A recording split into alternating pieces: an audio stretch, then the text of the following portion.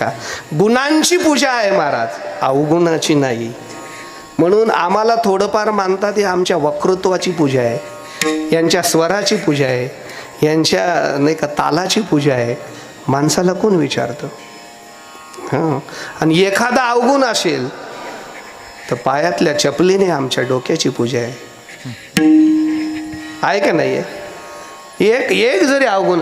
माझ्याकडे एक माणूस आला, म्हणजे पोरगाच होता तो, कोरोनाचा काळ होता. ते म्हणले नाना एखादं काम असेल तर द्या बा, काहीतरी करा. उपाशी मारायची वेळ आली. म्हटलं काय काम येतं तुम्हाला?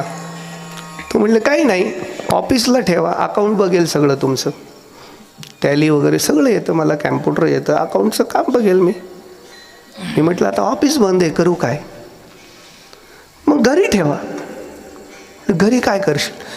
उत्तम स्वयंपाक येतो, सुंदर स्वयंपाक तुम्हाला खाऊ घालेल, घरच्यांना खाऊ घालेल, आणि घरातली सगळी कामं करेल. मला लाज नाही कामाची, अगदी लादी पुसण्यापासून भांडे घासण्यापर्यंत सगळं करेल. मी म्हटलं आहे तिलाच काम नाही, तुला काय सांग? तो म्हटलं मग गाडीवर ठेवा, ड्रायव्हर गाडी चालवेल काय? म्हटलं आहे तो ड्रायव्हर काढून देऊन तुला ठेवू का? ते म्हटले त्याला बी ठेवा, मी मागे बसून येईल आणि तिथं गेल्यावर गाण्याची साथ करेल. म्हटलं आहे त्यांना चाली मिळेन असे झाले.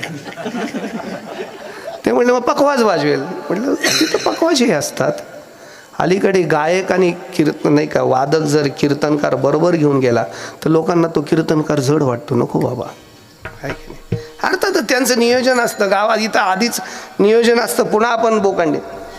तो म्हणले बघा तुम्ही कधी आजारी पडले तर तुमच्या जागी कीर्तन करील. म्हटलं कीर्तन येतं? म्हणले हो. गाता येतं? हो. वाजवता येतं? हो. स्वयंपाक येतो? हो. अकाउंट येतं? हो. गाडी चालवता येते? हो. अरे देव आहे का? म्हटलं तू सगळं येतं? सगळं येतं. अरे एखादा तर दुर्गुण असेल ना, एखादा असेल, एखादा त्याच्याकडे काय लक्ष देता? म्हटलं पण एखादा मला सांगून ठेव. ते म्हणलं काय नाही, थोडं खोटं बोलायची सवय. म्हटलं आता याच्यातलं काय खरं समजू मग मी? म्हणजे एक दुर्गुण सगळ्या अवगुणांवर पाणी फिरवतो की नाही? एक दुर्गुण संपून टाकतो सगळ्या गुणांना.